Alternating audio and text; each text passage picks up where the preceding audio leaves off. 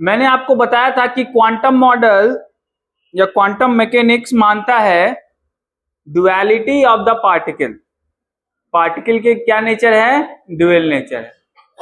और खासकर अगर हम इलेक्ट्रॉन के बारे में देखें, इलेक्ट्रॉन एक सब एटॉमिक पार्टिकल है, उसके लिए तो ये बात बहुत हद तक सही साबित होती है। इसलिए मॉडर्न क्वांटम मैकेनिक्स में इलेक्ट्रॉन को एज अ पार्टिकल ना मानते हुए अगर वेव मान लिया जाए तो कोई दिक्कत नहीं है। क्या मान लिया जाए? तो मॉडर्न क्वांटम मैकेनिक्स इलेक्ट्रॉन के ड्यूअल बिहेवियर को मानती है कि एज अ पार्टिकल भी इलेक्ट्रॉन आप ट्रीट कर सकते हैं, एज अ वेव भी ट्रीट कर सकते हैं। ठीक है, लेकिन अगर आप वेव के कॉन्सिक्वेंसेस को देखते हैं तो वो ज्यादा ब्रॉडर सेंस बनाता है in the modern quantum mechanics. किसके कॉन्सिक्वेंसेस को? वेव। वैसे भी हम लोग देख चुके थे डी ब्रॉगली का कॉन्सेप्ट मैटर वेव का, बताया था ना मैंने, lambda equal to h by m भी, कि अगर किसी पार्टिकल के साथ मोमेंटम एसोसिएटेड है तो उसके पास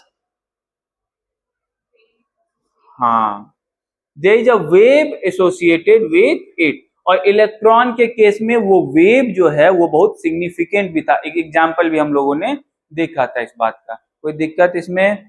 तो अगर हम लोग मॉडर्न क्वांटम मैकेनिक्स की बात करेंगे तो यहाँ पे इलेक्ट्रॉन को क्या माना जाएगा?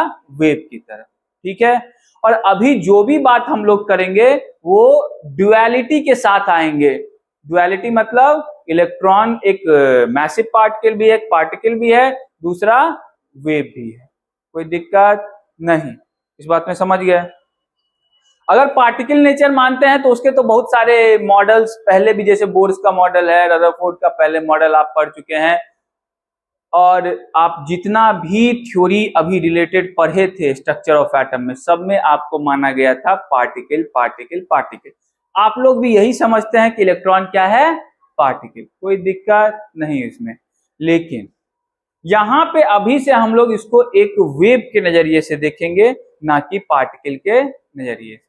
या ऐसा भी सोच सकते हैं कि इलेक्ट्रॉन एक पार्टिकल है और उससे जो एसोसिएटेड वेव है वो भी बहुत सिग्निफिकेंट है। जैसे मैं दौड़ रहा हूं, मेरे से एसोसिएटेड वेव सिग्निफिकेंट नहीं है, लेकिन इलेक्ट्रॉन जो मोशन में है उससे जो एसोसिएटेड वेव है वो बहुत सिग्निफिकेंट है। इतना सिग्निफिकेंट है कि अगर आप उस वेव के थ्रू जानकारी निकालना चाहे इलेक्ट्रॉन के बारे में तो आप सारी जानकारी निकाल सकते हैं। इतना ही सिग्निफिकेंट है कि हम ये भी भूल जाएंगे कि इलेक्ट्रॉन एक पार्टिकल है। समझ रहे बातों को? इसमें तो किसी को डाउट नहीं है ना कि इलेक्ट्रॉन के पास वेव नेचर होगा, उससे एसोसिएटेड वेव होगा। इसमें तो किसी को डाउट नहीं है। डी ब्रॉगली साहब पे किसी को डाउट नहीं है। तो मैं बस इतना कहना चाहता हूं कि अगर डाउट नहीं है तो थोड़ा सा और विश्वास कीजिए और अपने मन को ये समझा दीजिए कि वो वेव इतना सिग्निफिकेंट है कि आप उसके पार्टिकल नेचर को भी भूल जाते हैं कभी कभी।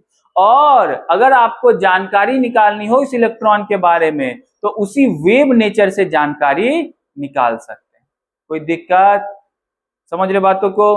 तो मैं यहां से आपको एक बात लिख सकता हूं, इलेक्ट्रॉन हैज ड्यूअल नेचर। कोई लिखेगा नहीं? पार्टिकल एंड वेव बहुत सिग्निफिकेंट है। अच्छा, इलेक्ट्रॉन की कहानी बड़े ये है, इसीलिए इलेक्ट्रॉन को वो भी कहते हैं। समझ ही रहे हो तुम लोग बाकी? हाँ, तुम लोग समझ गए, समझने वाले समझ जाते हैं, तुम नहीं समझ, तुमको लेट से समझ में आएगा इलेक्ट्रॉन।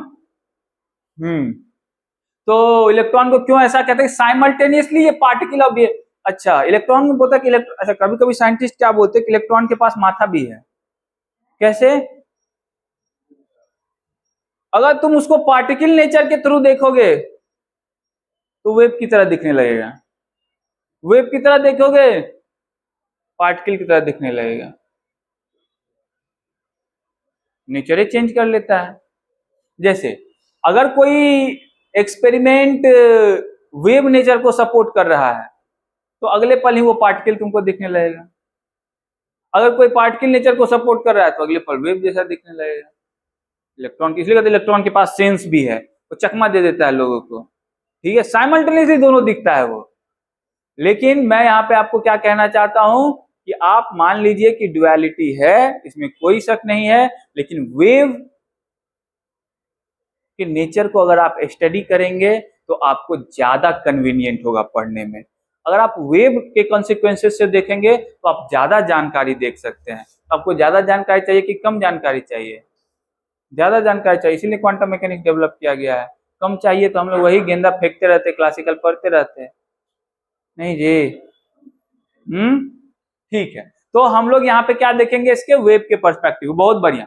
अब जैसे ही वेव का मैंने नाम लिया तो वेव का सेंस आते ही एक हो गया कि एक डीलोकलाइज्ड कुछ एनर्जी का फ्लो जिसका कोई बाउंड्री नहीं है, शार्प, ये सब बातें आ गई ना दिमाग में, ठीक है।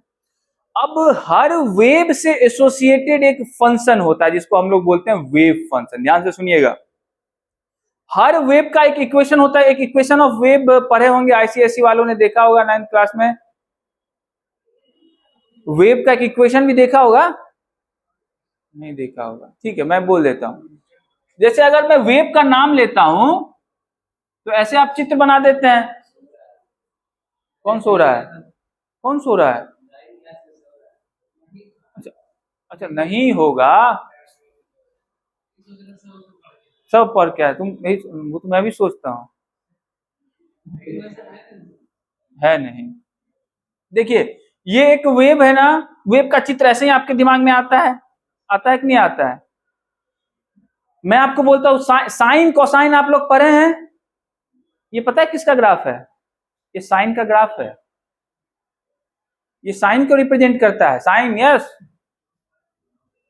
साइन एक्स देखे हैं ना, साइन का ग्राफ ऐसा ही होता है। ग्राफ नहीं है ये, ठीक है, नहीं पढ़ो तो आगे देखना, साइन का ग्राफ होता है ये, ठीक है। ये एक्स और वाई कोऑर्डिनेट है, साइन फंक्शन का ऐसा ही ग्राफ होता है। तो ये जो साइन है, ये साइन क्या है? साइन ट्रिगोनोमेट्रिक फंक्शन ही तो है, साइन एक्स। मतलब आप एक फंक्शन को क्या कर रहे हो, ऑपरेट कर रहे हो एक्स पे। ये इतना तो पढ़े हो ना साइन को, ऐसे मत देखा करो कि साइन भी नाम नहीं सुने हो। साइन को साइन नाम मारो उसको, मारो। हाँ, बरसात के दिनों में होता है ऐसा, तो उसके लिए काम किया करो, यहाँ से छत पे से कूद जाओ और फिर ऊपर से फिर कूदो। साइन कोसाइन नाम सुना है ना? साइन क्या है? बेसिकली एक फंक्शन है, और फंक्शन किस पे ऑपरेट है? एक्स पे। तो इस अगर मैं इसको वेव कहता हूं तो ये वेव का फंक्शन हुआ कि नहीं हुआ? सीधा बोलिए। ये अगर मैं इसको वेव कहूं तो ये वेव का क्या हुआ? इसी तरह हर वेव से, अब हर वेव ऐसा ही होगा ये जरूरी, तो हर वेव का अलग अलग फंक्शन होगा। इसका एक स्टैंडर्ड फंक्शन होता है, ऐसे लिखते हैं उसको, ए साइन के एक्स माइनस ओमेगा टी। ऐसा देखा था ऐसी वालों ने कभी? ऐसा कभी? चलो कोई बात नहीं। इस वेव का मान लो ये फंक्शन है, ए साइन के एक्स माइनस ओमेगा टी। मतलब मेरे कहने का ये मतलब है कि हर वेव से एसोसिएटेड एक फंक्शन होता है, मैथमेटिकल रिप्रेजेंटेशन, जिसको सिंपल ऐसा समझो, हर वेव का एक मैथमेटिकल रिप्रेजेंटेशन होता है, उसी को हम लोग क्या बोलते हैं? Wave function. अगर मैं वेव हूं तो मेरे से एसोसिएटेड क्या होगा? एक वेव फंक्शन होगा। तो आप कह सकते हैं कि मेरा ये वेव फंक्शन है, ठीक है। तो हर वेव से क्या होता है एसोसिएटेड? वेव, वेव, हर वेव से एसोसिएटेड क्या होता है? Wave function. क्या होता है? Wave function. तो अगर इलेक्ट्रॉन बेसिकली किसी एटम के अंदर घूम रहा है तो उससे भी एसोसिएटेड क्या होगा? एक वेव फंक्शन होगा। जो वेव फंक्शन किसको बताएगा कि वेव का नेचर कैसा। अब इस फंक्शन की स्टडी कर लेते हैं तो आप ग्राफ ड्रॉ कर सकते हैं ना? इस फंक्शन की स्टडी करके ग्राफ ड्रॉ कर सकते हैं ना? इसी तरह इस वेव फंक्शन की स्टडी करके आप वेव के बारे में भी वो जो वेव इलेक्ट्रॉन से एसोसिएटेड होगा उसके बारे में जानकारी इकट्ठा कर सकते हैं। कोई दिक्कत?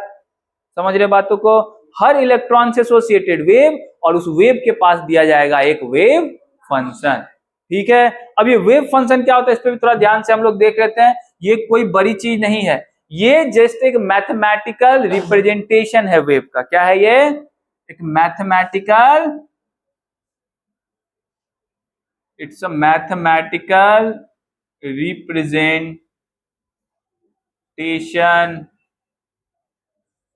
Of the wave. ये एक मैथमेटिकल रिप्रेजेंटेशन होगा। ठीक है, समझ रहे मेरी बातों को? नहीं समझ रहे हैं? क्वांटम मैकेनिक्स में उस वेव फंक्शन को मैं जो डिनोट करूंगा एक साइन यूज करता हूं मैं,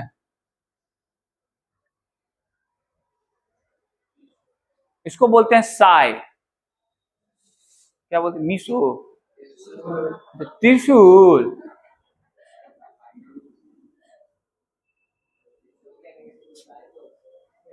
इसको बोलते हैं साई।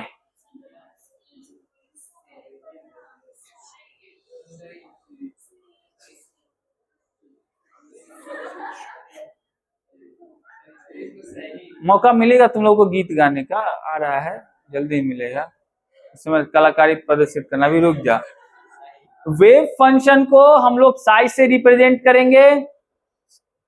कोई दिक्कत? ये सब त्रिशूल जैसा सिंबल होगा। ये जस्ट आपको क्या बताएगा कि इस इलेक्ट्रॉन से एसोसिएटेड ये एक वेव फंक्शन है। कोई दिक्कत इतना तक समझने में? नहीं दिक्कत है। ठीक है, अब जो मेन बात, मुद्दे की बात अब करूंगा मैं। ये वेव फंक्शन ऐसा होगा, ये तो एक सिंपल एक प्लेन वेव का वेव फंक्शन है। ये एक प्लेन वेव है ना, इसका ये जस्ट एक रिप्रेजेंटेशन है। ये वेव फंक्शन जो होगा ये इतना आसान वेव फंक्शन नहीं होता, ये थोड़ा सा कॉम्प्लिकेटेड होता है नेचर में। ठीक है, इलेक्ट्रॉन जो बेसिकली घूम रहा है उसका जो आप वेव फंक्शन लिखिएगा वो कॉम्प्लिकेटेड होता है। वो ये तो बहुत आसान वेव फंक्शन है, ये थोड़ा सा कॉम्प्लिकेटेड हो सकता है। अब उसका कुछ अलग अलग मैकेनिक्स है, अभी आपको पढ़ना भी नहीं है, आप 12th के बाद ग्रेजुएशन में सब पढ़िएगा क्वांटम मैकेनिक्स। ठीक है, ये वेव फंक्शन का फिजिकली कोई सिग्निफिकेंस नहीं होता है, ये जस्ट एक मैथमेटिकल रिप्रेजेंटेशन है। इस वेव फंक्शन का फिजिकली कोई मीनिंग नहीं होता है, ये जस्ट एक क्या है? Mathematical representation. जैसे कोई इलेक्ट्रॉन घूम रहा है, इलेक्ट्रॉन घूमते घूमते उसके पास वेव होगा, उससे एसोसिएटेड वेव फंक्शन होगा। अब उस वेव फंक्शन को आप देखेंगे वो जस्ट उसका एक मैथमेटिकल इक्वेशन होगा, रिप्रेजेंटेशन होगा, फिजिकली वो कुछ नहीं बताएगा। कि बोलेंगे क्या जरूरत है, तो आगे आपको पता चल जाएगा उसकी जरूरत क्या है। तो मैं यहाँ पे इस बात को लिख देता हूं कि वेव फंक्शन क्या है? एक मैथमेटिकल फंक्शन है। Mathematical function does not having physical sense. आप उसका फिजिकल सेंस कोई नहीं निकाल पाइएगा। फिजिकल सेंस समझते हो? फिजिकल सेंस, अरे पोजीशन, मोमेंटम, एनर्जी, ये सब फिजिकल सेंस है, नहीं है? जैसे तुम, ये सब क्या है? ये सब फिजिकल सेंस है, नहीं है? तुमने उसको छुआ, फिजिकल सेंस है ना ये। इसमें तुमको कुछ ऐसा होगा नहीं देखने को, ये जस्ट एक मैथमेटिकल रिप्रेजेंटेशन दिखेगा। ठीक है, कोई दिक्कत? ये बातें इतनी समझ गए? अब लेकिन जो मेन मुद्दे की बात है अब बताता हूं, इसका काम कितना है। आप लोग हाइड्रोजन एटम को देख लिए हैं, सिंगल इलेक्ट्रॉन एटम है। ठीक, अब ऐसा समझ लीजिए वो उसका फर्स्ट ऑर्बिट में इलेक्ट्रॉन घूम रहा है, उस इलेक्ट्रॉन से एसोसिएटेड एक वेव होगा, उस वेव का आप एक वेव फंक्शन दीजिएगा। क्यों दीजिएगा? और दे ही दीजिएगा तो फायदा क्या होगा जो पढ़ रहे हैं? कुछ तो फायदा होना, पढ़ने का कुछ तो, मैं बोल रहा हूं कोई फिजिकल मीनिंग नहीं है तो फायदा क्या है तब? बस ऐसे ही मैथमेटिक्स का है,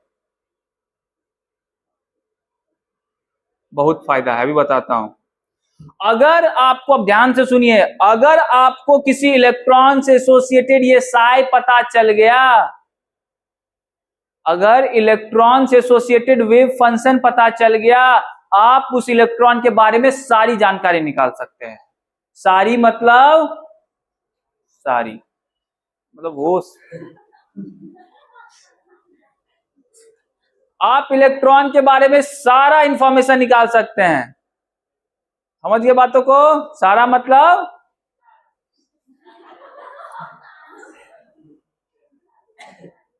दूसरी सारा भी है।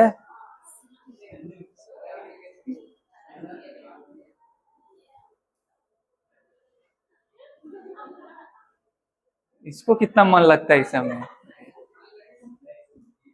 तो अगर आपको साई पता है तो आप उसके इलेक्ट्रॉन के बारे में क्या सब जानना चाहते हैं? पोजीशन पता कर लीजिएगा, मोमेंटम, एनर्जी सब पता कर लीजिएगा। लेकिन क्या पता होना चाहिए आपको? साई। ये इंपॉर्टेंस है। लेकिन इसका खुद कुछ फिजिकल सिग्निफिकेंस नहीं है, अपना बस एक मैथमेटिकल रिप्रेजेंटेशन है। लेकिन ये फिजिकल सिग्निफिकेंस निकाल के देता है। क्या करता है? निकाल के देता है। समझ गए? अब मान लीजिए ये हाइड्रोजन के जो सिंगल इलेक्ट्रॉन था, जो फर्स्ट ऑर्बिटल में था, ऑर्बिटल का कॉन्सेप्ट अभी आएगा, ऑर्बिटल में नहीं बोलूंगा, फर्स्ट ऑर्बिट में था, उसको उठा के मैं सेकेंड ऑर्बिट में दे दूंगा। मान लेता हूं एक्साइटेड दिया, एनर्जी चला गया, क्या होगा? ये साई जो है वो वही रहेगा या बदल जाएगा? तो बताइए आप, क्या होगा? क्यों बदल जाएगा? ऑर्बिट चेंज, मतलब ऑर्बिट चेंज होने से साई बदल जाना चाहिए। मोमेंटम चेंज हो गया, और कुछ पोजीशन भी चेंज हो गया, एनर्जी भी चेंज हो गया, सब चेंज हो गया। तो मतलब आप ये कहना चाहते हैं कि सब जब चेंज हो ही गया तो जो उसको रिप्रेजेंट कर रहा है वो भी चेंज होना चाहिए। जब व्यवस्थाएं चेंज हुई तो रिप्रेजेंटेटिव भी तो चेंज होना चाहिए। लेकिन इस देश में ऐसा होता कहाँ है? सब लोग व्यवस्था चेंज करना चाहता, रिप्रेजेंटेटिव कोई चेंज नहीं करना चाहता। वही पार्टी देश में, राज्य में चल रही है जो 35 साल पहले थी, आज भी है। व्यवस्था सबको चेंज चाहिए, रिप्रेजेंटेटिव वही रहेंगे, फलानवे के बेटा। चलिए, मैं पॉलिटिकल नहीं जाना चाहूंगा, यहीं पे रहूंगा। इस केस में रिप्रेजेंटेटिव भी चेंज होते हैं। यहाँ नेचर में सॉरी कोई दिक्कत नहीं, नेचर बड़ा न्यायपूर्ण है। अगर आप इलेक्ट्रॉन को सेकेंड में लेके चले जाएंगे, उसका वेव फंक्शन, अगर थर्ड में लेके चले जाएंगे तो वेव फंक्शन कुछ और हो जाएगा। इसका क्या मतलब है कि इलेक्ट्रॉन कहाँ है, किस अवस्था में है, किसके साथ इंटरेक्शन में है, इससे डिसाइड होता है उसका वेव फंक्शन। इलेक्ट्रॉन का कोई वेव फंक्शन नहीं। जैसे मैं हूं, मेरा एक्शन कुछ नहीं है, मेरा एक्शन इस बात से डिटरमाइन होता है कि मैं कहां हूं। मैं अभी हूं, आपको लेक्चर दे रहा हूं, 2 दिन बाद घर पे हूंगा, मैं सुन रहा हूँ, घर जा रहा हूं मैं 2 दिन में, तो मैं वहां पे सुन रहा होऊंगा। क्या हुआ? चेंज हो गया। क्या चेंज हो गया? Wave function. Wave function change हो गया ना। तो मेरा सिर्फ इतना कहने का मतलब इलेक्ट्रॉन से एसोसिएटेड नहीं है। मैंने ये बात पहले ही बताई थी आपको कि आप बोलते हैं इलेक्ट्रॉन की एनर्जी, अरे इलेक्ट्रॉन की एनर्जी नहीं है, इलेक्ट्रॉन कहाँ है इससे उसकी एनर्जी है। इसी तरह वेव फंक्शन भी इस बात पे डिपेंड करेगा इलेक्ट्रॉन कहाँ है, किस अवस्था में है। समझ रहे मेरी बातों को? इसी बातों को देखते हुए क्वांटम मैकेनिक्स के जो फाउंडिंग मेंबर्स हुआ करते थे, उन्होंने एक इक्वेशन दिया। उसका नाम, एक फाउंडिंग मेंबर है जिसका नाम मैंने आप लोगों को बताया, स्क्रॉडिंगर का नाम बताया आप लोगों को। स्क्रॉडिंगर एक साइंटिस्ट का नाम है। स्क्रॉडिंगर बहुत ही रिनॉन साइंटिस्ट है क्वांटम मैकेनिक्स में। उन्होंने एक इक्वेशन दिया और इस इक्वेशन को सॉल्व करने के बाद ही आपको वेव फंक्शन मिल सकता है। अच्छा, आप लोगों को क्या लगता है ये वेव फंक्शन ऐसे मिल जाता है? ऐसे गए इलेक्ट्रॉन बोले हाई इलेक्ट्रॉन थोड़ा वेव फंक्शन दिखाओ अपना, तो कॉपी पे लिख देता है ये साई इक्वल टू दिस, ये मेरा वेव फंक्शन। ऐसे नहीं मिलता है। वेव फंक्शन निकालने के लिए आपको इक्वेशन सॉल्व करना पड़ता है। जैसे आप एक लीनियर इक्वेशन सॉल्व करते हैं ना, 2x प्लस एक क्वाड्रेटिक है, आप इसको सॉल्व करते हैं ना, इसी को सॉल्व करते तो आए हैं साल भर आप लोग। इसको सॉल्व करने के बाद x की वैल्यू निकालते हैं ना, x एक वेरिएबल है ना, उसी तरह इसको भी मान लीजिए तो वेव फंक्शन जो आप निकालिएगा किसी इक्वेशन को सॉल्व करके निकालिएगा, ऐसे ही नहीं निकलेगा। इक्वेशन को सॉल्व करना पड़ता है, उसके बाद निकालना पड़ता है, और उसके लिए इक्वेशन लिखना पड़ता है। अभी मैं वो इक्वेशन लिखूंगा और उस इक्वेशन को लिखते ही आपकी नजरें जो भी दुविधाएं हैं सब दूर हो जाएगी। समझ गए? तब देखिए ये बातें बिल्कुल आप लोग के लिए नहीं है, अजीब लग रहा होगा कि क्या क्या बात कर रहे हैं। अभी आप लोग 10th पास करके 11th में आए हैं, स्ट्रक्चर ऑफ एटम पढ़ा रहा हूँ। अब ये चैप्टर ही थोड़ा अजीब है, इसमें क्वांटम पढ़ना है। अब बच्चों को कैसे बताओ स्क्रोडिंगर वेव इक्वेशन, लेकिन 11th क्लास के बच्चों को बताना पड़ता है। तो मैं बेसिक चीजों को आपको बता रहा हूं। अगर आपको इसमें से कोई भी डाउट हो, बचकानी कोई भी बात हो, मैं बचकानी बात मानता ही नहीं, बचकानी बात भी अच्छी हो सकती है, अभी पूछ सकते हैं। कोई भी बात हो, कुछ भी समझ में नहीं आया हो। वैसे मैं हमेशा सिंपल वर्ड ही यूज करता हूँ, इसमें ऐसा कोई वर्ड मैंने यूज नहीं किया जो समझ में नहीं आएगा। फिर भी कुछ समझ में नहीं आया तो बताइए, पूछिए। और बताना है, इसमें घबराना नहीं, अभी खुद पता चलेगा।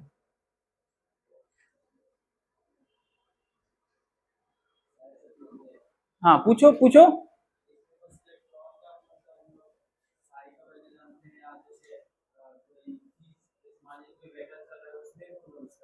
बहुत बढ़िया बहुत बढ़िया। देखो बाबू, ये जो बातें हो रही है ये बातें क्वांटम मैकेनिक्स की हो रही है। Quantum mechanics not only applied for the electron, quantum mechanics को तुम दूसरे पार्टिकल के लिए भी अप्लाई कर सकते हो, इसमें कोई जरूरी नहीं है। तो दूसरे पार्टिकल का भी वेव फंक्शन होगा। जैसे मान लो मुझे पार्टिकल मान लो, इस वर्ल्ड में मैं आपको बताया था, इस वर्ल्ड में क्वांटम मैकेनिक्स अप्लाई करना मतलब आप मूर्ख हो जाएंगे। अब दिन में चावल खाने बोले सर क्वांटम मैकेनिक्स बताइए, चावल खाते हुए हाथ का वेव फंक्शन, बोले यार अब चावल खाओ तुम। इस वर्ल्ड में अप्लाई कीजिएगा क्वांटम मैकेनिक्स तो मूर्ख हो जाइएगा। लेकिन इलेक्ट्रॉन जैसे पार्टिकल के लिए, या फिर पार्टिकल और भी तो फोटोन जैसे के लिए, वहां पे आपको क्वांटम मैकेनिक्स अप्लाई करना पड़ता है। चलिए अगर मैं इस वर्ल्ड में भी अप्लाई कर लेता हूँ, कोई दिक्कत वाली बात नहीं है, उससे भी एसोसिएटेड वेव फंक्शन होगा, उससे भी एक फिजिकल सिग्निफिकेंस नहीं होगा, लेकिन उससे भी आप सारी जानकारी निकाल सकते हैं, कोई दिक्कत। बहुत बढ़िया सवाल पूछा। Quantum mechanics not only applied for the electron system, it's applied for the whole. अच्छा आजकल तो नया थ्योरी चलता है क्वांटम ग्रेविटी, ग्रेविटी का भी एक्सप्लेनेशन क्वांटम थ्योरी से दिया जा रहा है। तो अब उससे अब मैं क्या बात करूं, तो छोड़ ही दो। जब ग्रेविटी का एक्सप्लेनेशन क्वांटम थ्योरी से दिया जा रहा है तब अब क्या बात करूं। हमें ये सब के लिए एप्लीकेबल, ये क्वांटम मैकेनिक्स की बात है, ना कि इलेक्ट्रॉन। अब इलेक्ट्रॉन पे इसको अप्लाई करके मैं बता रहा हूं, इसलिए इलेक्ट्रॉन इलेक्ट्रॉन बार बार। ठीक है, इस बातों को आप लोग तराक से लिखिए। हम लोग स्क्रोडिंगर इक्वेशन लिखेंगे तब आपको मेन मुद्दा समझ में आएगा कि मेन मुद्दा है क्या।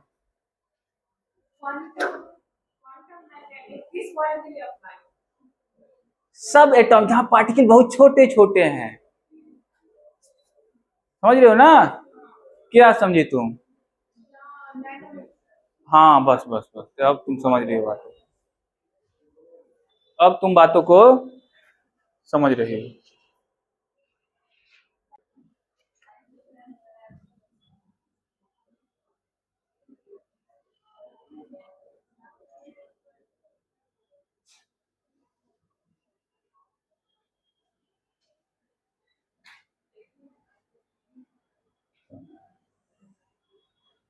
मैंने आपको बताया ये जो वेव इक्वेशन आता है वो एक इक्वेशन को सॉल्व करके आता है, और ये दिया गया था स्क्रोडिंगर नाम के जर्मन साइंटिस्ट थे। ठीक है, हाँ जर्मन थे।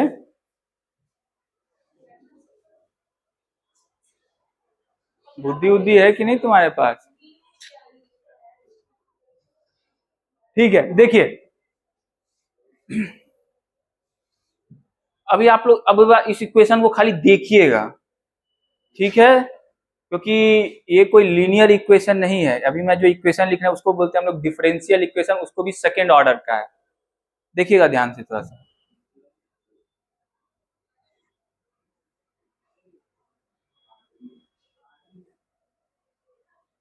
अभी क्या कीजिएगा, बस बस,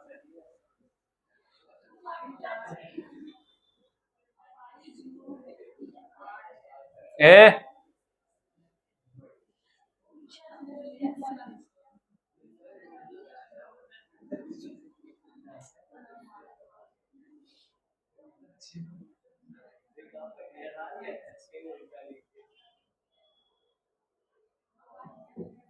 अब ये पूरा नहीं हुआ, पहले तुम इसको पचा लो 2 मिनट। देखो देखो, अरे घबराना नहीं है, घबराना, अरे घबराना नहीं है, रुको। देखो, डिफरेंशिएशन का नाम सुना है आप लोग? डिफरेंशिएशन, उसको इस तरीके से रिप्रेजेंट करते थे ना। मान लो मैं डिफरेंशिएट करना चाहता हूँ टी टाइम के टर्म में, तो डी बाई डी टी, और डिफरेंस करना चाहता हूँ एक्स को, तो D x by D T ये वेलोसिटी होता है, पोजीशन बाय टाइम, ये तो इसको डिफरेंशिएशन बोलते हैं जब ये फाइन लगा देते हैं। अच्छा, ये डिफरेंशिएशन डी लिखा हुआ है, लेकिन मैंने यहाँ पे डी भी नहीं लिखा है, इसको बोलते हैं डेल्टा या पार्शियल या डेल बोलते हैं, डेल्टा में डेल बोलते हैं। ये होता है डिफरेंशिएशन, ये होता है पार्शियल डिफरेंशिएशन। अब पार्शियल डिफरेंशिएशन क्या होता है समझो। अगर तुमको यहाँ पे इस इक्वेशन के रिप्रेजेंटेशन को समझो, यहां पे आप x को डिफरेंशिएट कर रहे हैं t के रिस्पेक्ट में, डिफरेंशिएट होने वाला सिर्फ x है। मान लीजिए x के साथ कोई और भी होता, x के साथ एक फंक्शन y भी होता, तब आप इसको डिफरेंशिएट करते, तब आप इसको d नहीं लिखते हैं, तब आप इसको लिखते हैं डेल। क्या लिखते हैं? डेल।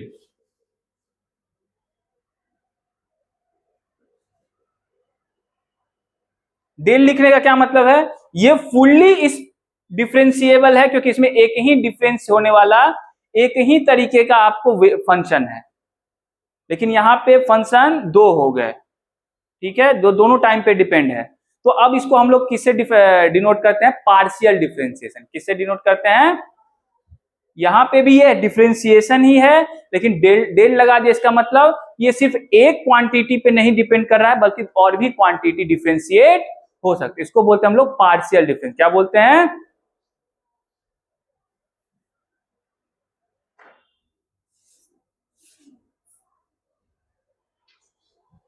ये जो डेल टू लग जाता है, ये होता है फर्स्ट, इस पे कुछ नहीं है, मतलब फर्स्ट है, इसको बोलते हैं फर्स्ट ऑर्डर डिफरेंशिएशन, इसको बोलते हैं सेकेंड ऑर्डर डिफरेंशिएशन।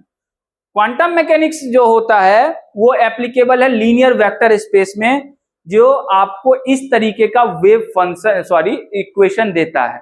वेव का इक्वेशन इसी तरीके का होगा क्वांटम मैकेनिक्स, ठीक है, सेकेंड ऑर्डर का डिफरेंशियल इक्वेशन होगा। ठीक, अब इस पे ध्यान दो, ये किन सब चीजों पे, एक तो साई आप लोग समझ गए, वेव फंक्शन है जो यहां से निकलेगा, साई है ना, साई यहां से निकलेगा। ये X Y Z, X Y Z क्या है? पोजीशन। क्या है एक्स वाई जेड? ठीक है, ये टाइम डिपेंडेंट स्क्रोडिंगर इक्वेशन है। ये टाइम डिपेंडेंट भी होता है, इंडिपेंडेंट होता है। ये इंडिपेंडेंट, यहाँ कहीं टाइम दिख रहा है क्या आपको? नहीं दिख रहा है, टाइम इंडिपेंडेंट है। ये साई किस किस बातों पे भी डिपेंड कर रहा है? एक्स पे, एक्स मतलब पोजीशन पे, वाई क्या है? पोजीशन, जेड क्या है? पोजीशन। तो 3 dimensional time independent Schrodinger equation है ये। क्या है ये? 3 dimensional time independent Schrodinger. 3 dimensional है कि नहीं है? X Y. अगर एक डायमेंशन होता तो सिर्फ मैं एक्स लिखता या वाई लिखता, या फिर कोई दिक्कत? चलिए पहले तो मैं ये बात लिख देता हूं, ये क्या है? 3 डायमेंशनल स्क्रोडिंगर। अच्छा, ये आपको बस अभी देखना ही है, ये आपको कहीं नहीं आ रहा है, ये बस आपको अभी देखना है, इसका मीनिंग बस समझना है, इसलिए घबराने वाली कोई बात नहीं है। ये आपके सिलेबस में कोई ऐसा कुछ आएगा नहीं, जो थ्योरी में बता रहा हूं वही थ्योरी बस आपको हो सकता है थ्योरेटिकली मैनर में पूछेगा, ये इक्वेशन कोई नहीं पूछने वाला, ये आपके काम का नहीं है, मैं भी बता देता हूँ। लेकिन अरे घबराने, लेकिन इसका मीनिंग समझ लो, वो मीनिंग समझना जरूरी, ये कहीं नहीं आने वाला है, मुझे पता है। इसमें 2 चीजें पे ध्यान दो, एक तो पोजीशन पे आप लोग समझ गए, दूसरा देखो ये तो कांस्टेंट टर्म है, मास पाई एच तो आप लोग पहले से ही समझ ही रहे हैं। ई माइनस भी, इस पे ध्यान दीजिए। अब मैं क्या कह रहा हूं कि आपको साई इस बात पे तो डिपेंड करेगा ही कि वो पोजीशन का फंक्शन है, तो पोजीशन क्या है, ये इस इक्वेशन को अगर आप सॉल्व करेंगे तो ये फैक्टर भी उसको इन्फ्लुएंस करेगा कि नहीं करेगा, और सबसे ज्यादा इन्फ्लुएंस यही फैक्टर करेगा। वो फैक्टर क्या है इसके बारे में समझ लीजिए। ई को हम लोग बोलते हैं टोटल एनर्जी, क्या बोलते हैं, और वी को बोलते हैं पोटेंशियल एनर्जी।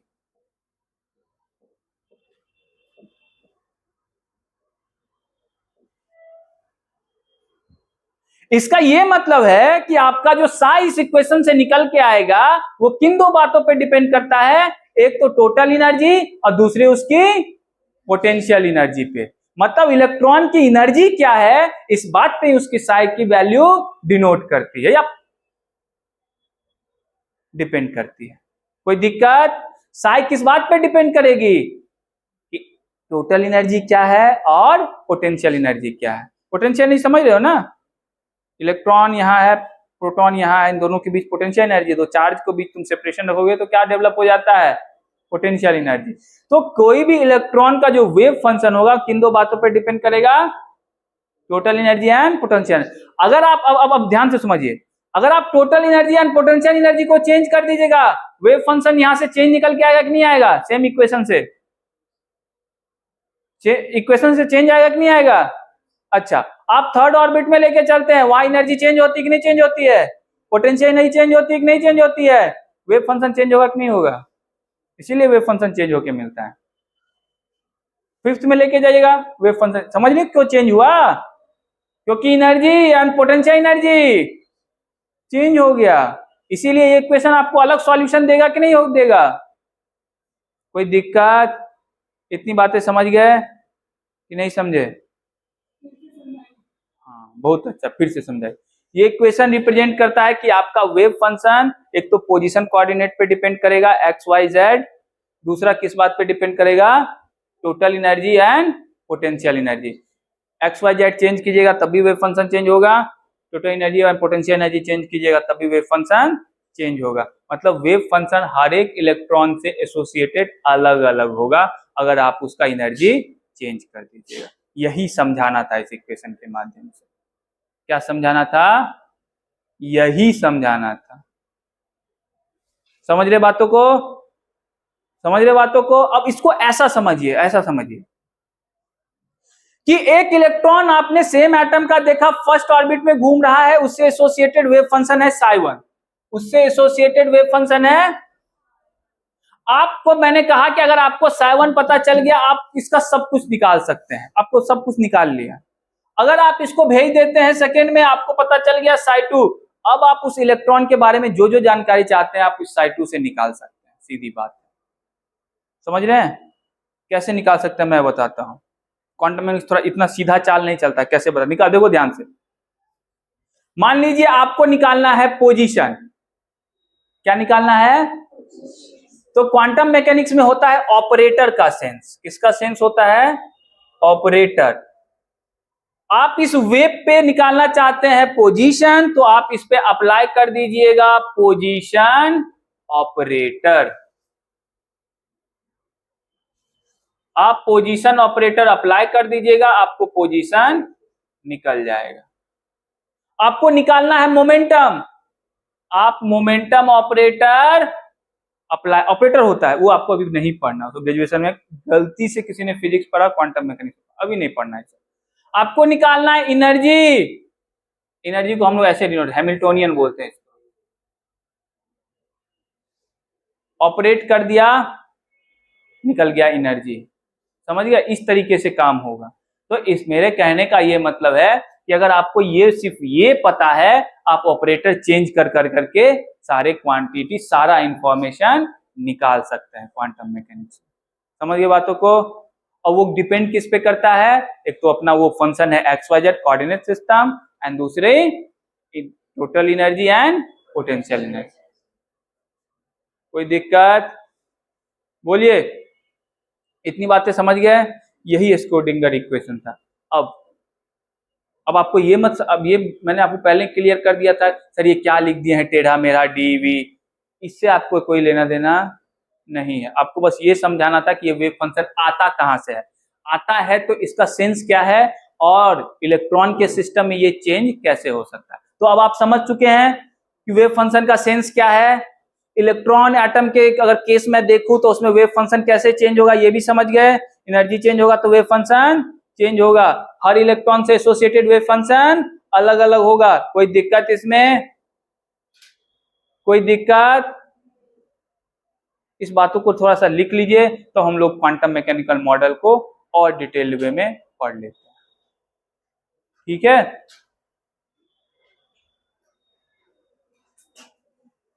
फिर थोड़ा सी बात सुन लीजिए।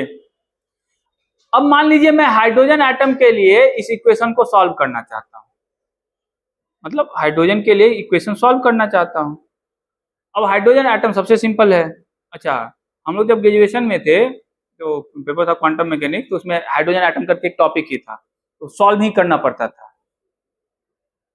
कम से कम 12 पेज लगते थे, 12-15 पेज का सॉल्यूशन आने में, पूरा सॉल्यूशन आने में। तो मान लीजिए मैंने हाइड्रोजन एटम के लिए इसका सॉल्यूशन किया। सॉल्यूशन करने के बाद मुझे जानकारी क्या मिलती है, इसको ध्यान से सुनना। बहुत सारी जानकारी मिलती है। पहली जानकारी मिलती है कि इलेक्ट्रॉन जो डिस्क्रीट एनर्जी लेवल्स में घूम रहा था, यह बात पूरी तरीके से सत्य है। क्वांटम मैकेनिकली मॉडल में कंटिन्यूअस वैल्यू है नहीं इलेक्ट्रॉन का एनर्जी का, मतलब एनर्जी कंटिन्यूअसली वेरी नहीं कर रहा, डिस्क्रीट मैनर में है। ये बिल्कुल सत्य बात है, ठीक है। अब इलेक्ट्रॉन का पोजीशन, इलेक्ट्रॉन का ओरिएंटेशन, इलेक्ट्रॉन जो घूम रहा है उसका साइज, इस तरीके से घूम रहा है, उसका शेप, उसका ओरिएंटेशन, इन सबको बताने के लिए क्वांटम नंबर्स डेवलप किए गए हैं। अभी वो पढ़ाऊंगा मैं। 4 तरीके के क्वांटम नंबर्स होते हैं, अभी मैं वो पढ़ाऊंगा। अब इस थ्योरी को आप यूज करते हुए किसी भी एटॉमिक सिस्टम में यूज कर लीजिए, आपको उस इलेक्ट्रॉन के बारे में सारी जानकारी मिल जाएगी। किसके टर्म में? क्वांटम नंबर के टर्म में। किसके टर्म में? क्वांटम नंबर के टर्म में। ठीक, अच्छी बात। बोस मॉडल में थोड़ी बहुत खामियां थी। वो खामियां क्या थी कि वो जो हाइड्रोजन का अगर स्पेक्ट्रम मान लीजिए लिया जा था, तो उसमें कुछ फाइन लाइंस आ रही थी। उस फाइन लाइंस को वो नहीं बता पा रहा था कि एनर्जी के रीजन के अंदर भी एनर्जी का रीजन, उसको बताने में असमर्थ था। क्वांटम मैकेनिकल मॉडल आने के बाद इन्होंने उसको भी एक्सप्लेन कर दिया कि ऐसा क्यों है कि एनर्जी के विद इन भी एनर्जी का रीजन। और यहीं से कॉन्सेप्ट आता है सबसेल। किसका कॉन्सेप्ट आता है? सबसेल। आप लोग समझते हैं ना, एसपीडीएफ वाला जो पढ़ के भी आप लोग, तो उसका कॉन्सेप्ट क्वांटम मैकेनिकल कॉन्सेप्ट है, वो क्लासिकल कॉन्सेप्ट नहीं है, कोई दिक्कत नहीं। तो अब हम लोग देखते हैं क्वांटम मैकेनिकल मॉडल ने क्या क्या आपको यहां से दिया। तो सबसे पहली बात, इलेक्ट्रॉन घूमेगा डिस्क्रीट एनर्जी लेवल में, ये पता चल गया, जिसको आप लोग सेल बोलते हैं आज से। अब ऑर्बिट, अच्छा ऑर्बिट का कॉन्सेप्ट खत्म। ऑर्बिट जैसा कोई चीज नहीं होता, आज मैं ऐलान कर देता हूं, अब से मैं ऑर्बिट नहीं बोलूंगा आपके क्लास में, फिर अगला साल बोलूंगा, नए नए बच्चों को बोलना पड़ता है। अब से मैं ऑर्बिट जैसा कुछ हो। ऑर्बिट का क्या सेंस होता है? प्री डिस्क्राइब्ड सरकमफेरेंस, यही मीनिंग होता है ऑर्बिट का। ऐसा कुछ होबे नहीं करता है। क्या नहीं हो करता है? तो जब होबे नहीं करता तो काहे बात करेंगे। मैं बोलता हूं ऑर्बिट, तो आपको क्या, मैं बताऊं ना सर्कुलर ऑर्बिट में घूम रहा है। सर्कुलर ऑर्बिट मतलब ये ऐसे इलेक्ट्रॉन घूम रहा है इसमें, तो ये क्या है? एक ट्रेजेक्टरी है जो पहले से प्री डिस्क्राइब्ड है।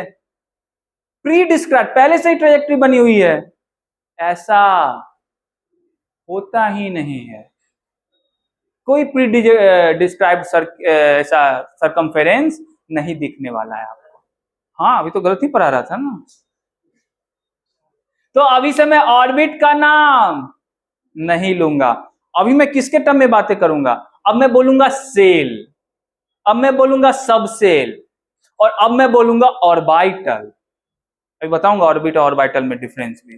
किसका नाम लूंगा? सेल के बारे में, सबसेल के बारे में, ऑर्बिटल के बारे में। और ज्यादातर केस में ऑर्बिट का नाम तो लेना ही नहीं है, ऑर्बिटल के टर्म में बातें करेंगे। बताऊंगा ऑर्बिटल क्या होता है।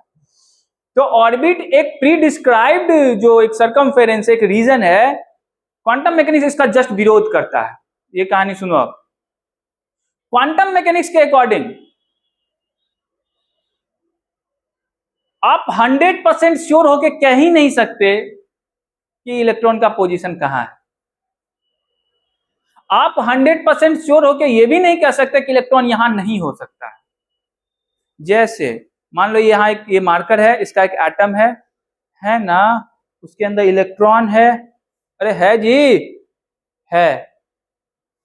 क्वांटम मैकेनिक्स मानता है उस इलेक्ट्रॉन के इस एटम को छोड़ के वहां होने की भी प्रोबेबिलिटी है। तो आपको लगेगा कैसी बातें करते हैं। क्वांटम मैकेनिक्स 100% श्योरिटी के साथ बातें नहीं करता। हमेशा किसके टर्म में बातें करता है? प्रोबेबिलिटी। आप उसको बोलिएगा कि इलेक्ट्रॉन कहाँ है, बोलेगा 99% प्रोबेबिलिटी है कि न्यूक्लियस के पास होगा। बोले 1%, अमेरिका में भी देख लो। वो ऐसे बोल भी नहीं करेगा कि 100, उसको पता है कि वही है, उसको पता है कि इलेक्ट्रॉन वही है, फिर भी वो 100% हमेशा किसके टर्म में बातें करता है? Probability. Probability of finding electron, electron यहां हो सकता है।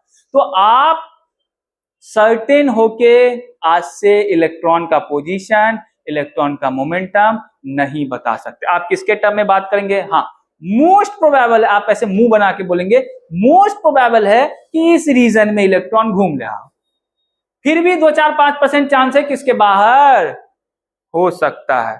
समझ गए? तो पहली बात तो ऑर्बिट का कॉन्सेप्ट खत्म। दूसरी बात, आप क्वांटम मैकेनिक्स में इलेक्ट्रॉन का पोजीशन सर्टेन होके नहीं कह सकते, प्रोबेबिलिटी के टर्म में कहेंगे। समझ रहे बातों का? एंड तीसरी बात, एनर्जी पूरी तरीके से डिस्क्रीट होती है, इसमें कोई शक नहीं है। समझ रहे मेरी बातों को?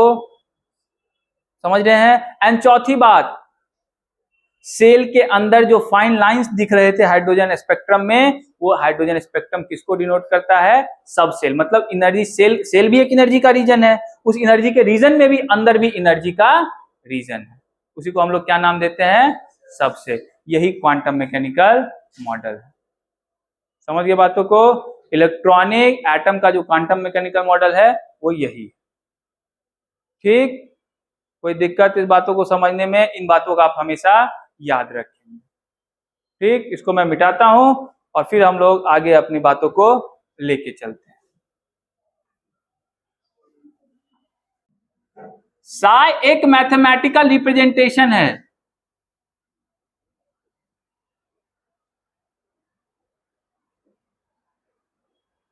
लेकिन अगर आपको फिजिकल मीनिंग जानना है तो ये आपको फिजिकल मीनिंग देगा। मॉड, मॉड का भी नाम सुन ही रखा होगा, मॉड साई स्क्वायर। इसको हम लोग बोलते हैं प्रोबेबिलिटी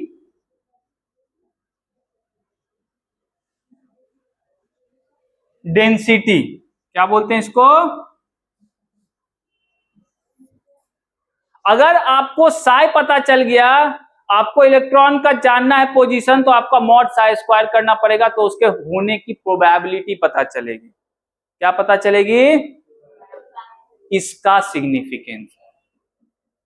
इसका कोई सिग्निफिकेंस फिजिकली नहीं है, और इसको हम लोग बोलते हैं, अगर तुम इसको क्या करोगे, डीवी। डीवी मतलब यहाँ वॉल्यूम है, ये क्या है ये? मतलब तुमको देखो, इस रीजन के लिए इलेक्ट्रॉन का पता चल गया कि साई ये है, तुम पूरे रीजन के लिए उसका निकालना चाहते हो probability of finding the electron, तो क्या करोगे? वॉल्यूम से मल्टीप्लाई कर दोगे तो तुमको निकल जाएगा प्रोबेबिलिटी। क्या निकल जाएगा? प्रोबेबिलिटी। इसका मीनिंग है। समझ गए? मैं जो बोल रहा हूं कि इलेक्ट्रॉन यहां होगा, सर्टेनली नहीं बोलेंगे, किसके टर्म में बोलेंगे? प्रोबेबिलिटी के टर्म में। ठीक है? अब प्रोबेबिलिटी के टर्म में हम लोग जब बात करेंगे, हमको क्या करना पड़ेगा? उसका मॉड साई स्क्वायर। मॉड क्यों लगाते हैं तुम लोग समझते हो ना? क्यों लगाते हैं रिशु? बस लगाते हैं।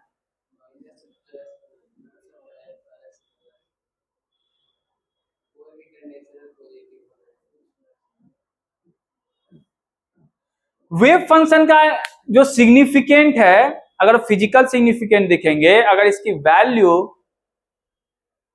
मॉड नहीं लगाएंगे तो कोई फिजिकल सिग्निफिकेंस आपको नहीं रहेगा। क्यों? क्योंकि फिजिकल सिग्निफिकेंस देखते हैं तो इस वर्ल्ड में पोजीशन की बातें करते हैं, वहां आप बिना मॉड के काम कैसे कीजिएगा? मॉड लगाने का मतलब ही आप उसका क्या कर देते हैं? कैरेक्टरिस्टिक फिक्स कर देते हैं कि हमेशा क्या वैल्यू देगा? पॉजिटिव वैल्यू निकाल के देगा। इसीलिए जब इसका मॉड साई स्क्वायर करते हैं तब आपको निकलता है प्रोबेबिलिटी। और अब अगर इलेक्ट्रॉन को आप जानना चाहते हैं कि इस रीजन में इलेक्ट्रॉन के पाए जाने की प्रोबेबिलिटी क्या है, तो आपको क्या करना पड़ेगा? उस रीजन के वॉल्यूम से मल्टीप्लाई कर दीजिएगा, तो आपको निकल जाएगा इलेक्ट्रॉन इस रीजन में पाए जाने की प्रोबेबिलिटी इतनी है। ठीक है? और अगर आप पूरे ऑल स्पेस में इसको अगर इंटीग्रेट कर देते हैं, इस इंटीग्रेशन भी तो आपने देखा ही होगा, इंटीग्रेशन भी सब लोग देखा ही होगा ना फिजिक्स में। अरे मैथमेटिकल फिजिक्स में इंटीग्रेशन नहीं पढ़ा? अब पढ़ोगे, इसको बोलते हैं इंटीग्रेशन, डिफरेंशिएशन का सौतेला। हाँ सौतेला भाई, हाँ उल्टा। मतलब इंटीग्रेशन को कैसे समझे, ये जस्ट एडिशन है, ये एडिशन ही होता है इंटीग्रेशन। होल स्पेस के लिए अगर आप इसको इंटीग्रेट कर देंगे, होल स्पेस मतलब पूरे ब्रह्मांड के लिए, तो इसकी वैल्यू प्रोबेबिलिटी कितनी हो जाएगी, समझ रहे हो बातों को। बाकी अगर तुम किसी रीजन के लिए निकालना चाहते हो तो क्या कभी प्रोबेबिलिटी 100% हो पाएगी, नहीं हो पाएगी। समझ रहे हो मेरी बातों को। इसीलिए क्वांटम मैकेनिक्स इलेक्ट्रॉन के होने की प्रोबेबिलिटी कभी आपको 100% नहीं कहेगा, वो क्या कहेगा आपको, यहाँ होने की प्रोबेबिलिटी 90% है, 92% है, 93%, 95% है, 5% प्रोबेबिलिटी नहीं भी, उसको पता है इलेक्ट्रॉन वही है, लेकिन फिर भी 5% कहीं और भी हो सकता। तो इसका कोई फिजिकल सिग्निफिकेंस नहीं है। अगर आपको कुछ भी जानना होगा उस वेव के बारे में तो आपको ये निकालना, ठीक है, कुछ भी मतलब, समझ गए। और क्वेश्चन है, इतनी बातें आप लोग जब समझ गए तो अब हम लोग कॉन्सेप्ट आते हैं ऑर्बिटल का। क्या किसका कॉन्सेप्ट आते हैं, ऑर्बिटल का। देखिए ध्यान से समझिएगा ऑर्बिटल क्या होते हैं।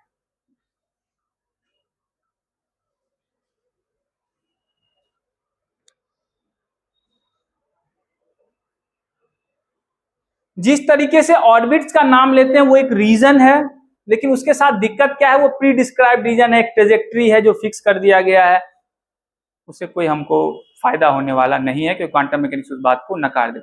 ऑर्बिटल भी एक रीजन है। ऑर्बिटल क्या है, एक रीजन है। ये 3 डायमेंशनली एक रीजन ही है, लेकिन इस रीजन में कोई शार्प बाउंड्री नहीं है, कोई बाउंड्री नहीं है इस रीजन में। फिर बोलेंगे ऑर्बिटल डिसाइड कैसे होगा, बोलेंगे ये फर्स्ट ऑर्बिटल है, ये सेकंड ऑर्बिटल, या कोई कोई नाम करके ऑर्बिटल, ये फलना है, ये चिलना है, कैसे पता चलेगा, या ऑर्बिटल कहेंगे किसको। तो इसका डेफिनेशन भी दिया गया है। ऑर्बिटल वो रीजन है जहां probability of finding electron is maximum होता है उस एटम में, उसी को उसका ऑर्बिटल कहते हैं। जैसे आप लोगों ने सुना होगा P orbital, S orbital, D, ये सब सुना है कि नहीं सुना है। तो एस और पी और डी और एफ क्यों पढ़ते हैं, क्योंकि अगर इलेक्ट्रॉन की होने की प्रोबेबिलिटी एस में ज्यादा है, मैक्सिमम है, तो हम लोग बोलते हैं इलेक्ट्रॉन कहां है, एस ऑर्बिटल में। अगर वही पी में ज्यादा होता है तो क्या बोलते हैं हम लोग, पी ऑर्बिटल में है।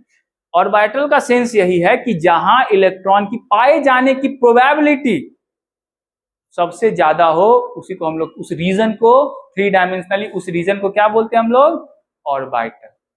ठीक है, ऑर्बिटल क्या है, it is 3 dimensional region where the probability of finding electron is maximum। अब बोलिएगा कितना मैक्सिमम हो सकता है, मैक्सिमम तो 51% भी होता है। 51% को मैक्सिमम नहीं बोलते, यहाँ पे 90 to 95% लगभग चांस होता है कि वही मिलेगी इलेक्ट्रॉन। मैंने आपको क्या बोला था, हमको भी पता है कि एटम में इलेक्ट्रॉन कहाँ है, फिर बोले सर यूएस में पाए जाने की प्रोबेबिलिटी क्या है, तो बोलूंगा 0.0000001%, यूएस में भी मिलेगा। हाँ 100% श्योर होके नहीं कह सकते ना। तो 90 to 95% चांस है कि उस रीजन में अगर आपका इलेक्ट्रॉन है तो उसी रीजन को हम लोग क्या बोलते हैं, ऑर्बिटल। ऑर्बिटल में मैंने सबसे इंपॉर्टेंट बात ये बताई कि इसका कोई प्री डिस्क्राइब्ड बाउंड्री नहीं हो सकता। क्या नहीं होता, कोई प्री डिस्क्राइब्ड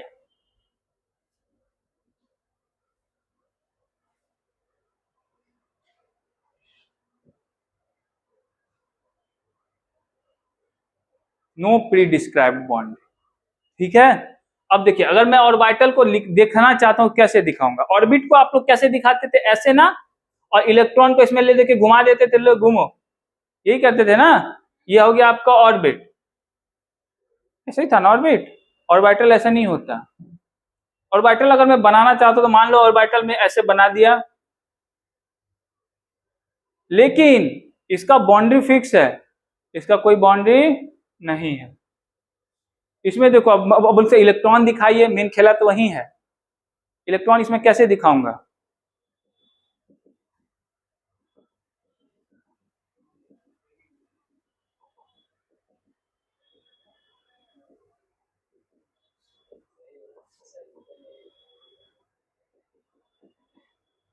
अरे वो इलेक्ट्रॉन है, एक ही गो है, वेव है ना, ऐसा ही दिखेगा ना। अब क्वांटम मैकेनिक्स में इलेक्ट्रॉन की बातें नहीं करते हैं हम लोग, इलेक्ट्रॉन क्लाउड की बातें करते हैं। देखो कितनी अच्छी अच्छी बातें आ रही है। क्लाउड, ये क्लाउड जैसा दिख रहा है ना, ये अच्छा तुम कह 50,000 इलेक्ट्रॉन है वहां पे? अरे नहीं, एक ही को इलेक्ट्रॉन है वो। तुमको क्या है पता कि इलेक्ट्रॉन यही घूम रहा है? ये तो क्लासिकल सोच है, ये तो गलत सोच है, ये तो ऑर्बिट वाला सोच है। ऑर्बिट वाला सोच तो गलत है ना जी, मैंने बता दिया कि आज से वो सोच आउटडेटेड हो गया। ऑर्बिट में इलेक्ट्रॉन, ऑर्बिट में इलेक्ट्रॉन नहीं रहता है। तो तुमको कैसे पता कि इलेक्ट्रॉन इसी में घूम रहा है? ये तो क्वांटम मैकेनिक्स कहता ही नहीं, हो ही नहीं सकता। क्वांटम मैकेनिक्स तो ये कहता है कि हाँ, इस रीजन में इसके होने की प्रोबेबिलिटी मैक्सिमम हो सकती है। अब यही होगी इस बाउंड्री पे ना, नहीं पॉसिबल ही नहीं है, ऐसा नहीं हो सकता। इसीलिए एक ही इलेक्ट्रॉन है। अब देखो मैंने यहाँ पे जानबूझ के, देखो यहाँ पे क्लाउड का डेंसिटी ज्यादा बना है, आपको क्या गलती से बन गया वो? नहीं, न्यूक्लियस के पास जानबूझ के डेंस बना दिया है। इसका क्या मतलब है? यहाँ पाए जाने की प्रोबेबिलिटी ज्यादा है, और जैसे जैसे आगे बढ़ रहा प्रोबेबिलिटी क्या हो रही है? कम हो रही है। और इस रीजन तक में प्रोबेबिलिटी मैक्सिमम है, उसी को ऑर्बिटल बोल दिया मैंने। इसके जैसे ही बाहर आता है तो लगभग प्रोबेबिलिटी बहुत कम हो जा रही है। तो इस रीजन को ही मैं क्या बोलूंगा आपसे? ऑर्बिटल। समझ रहे मेरी बातों को? और यहां पे हम लोग चर्चा करते हैं ना कि इलेक्ट्रॉन की, बल्कि इलेक्ट्रॉन क्लाउड्स। किसने कहा था क्लाउड्स? ओ ठीक है, अच्छी बात है, इलेक्ट्रॉन क्लाउड्स की। ठीक है, क्लाउड्स का क्या मतलब होता है कि वहां क्लाउड जैसे ही कहा, वेव जैसा सिग्निफिकेंस आ गया। इलेक्ट्रॉन घूम रहा है और क्या कर रहा है? अपने चारों तरफ ऐसा धुंध बना दे रहा है कि आपको इलेक्ट्रॉन ही इलेक्ट्रॉन दिख रहा है। लेकिन है कितना? 1 2 4 यही है। हाइड्रोजन का केस लेंगे तो 1 के है। ठीक है, समझ गए बातों को? ये 1 के गो इलेक्ट्रॉन है, और ऐसा ही होता है, तुम्हारे जैसा है, और ऐसा ही होता है। समझ गए? ऐसा नहीं होता। तो अगर मैं आपसे इलेक्ट्रॉन भी बोलूंगा, कम बोलूंगा, मैं इलेक्ट्रॉन क्लाउड ही बोलूंगा, तो आप लोग समझ जाइएगा कि मैं किसकी बातें कर रहा हूं। ऑर्बिटल बोलूंगा तो भी समझ जाइएगा कि किसकी बातें कर रहा हूं। इलेक्ट्रॉन कहां रहता है जी? ऑर्बिटल में। कहां रहता है? समझ गए बातों को? ठीक है, आप इन बातों को लिख लीजिए। मैंने आपको बताया था कि जब हम हाइड्रोजन एटम को सॉल्व करते हैं क्वांटम मैकेनिक्स के थ्योरी के अकॉर्डिंग, तो क्वांटम नंबर्स आते हैं।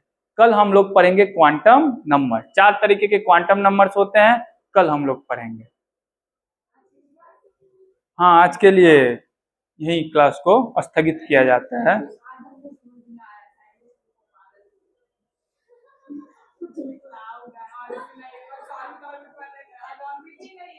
नहीं है?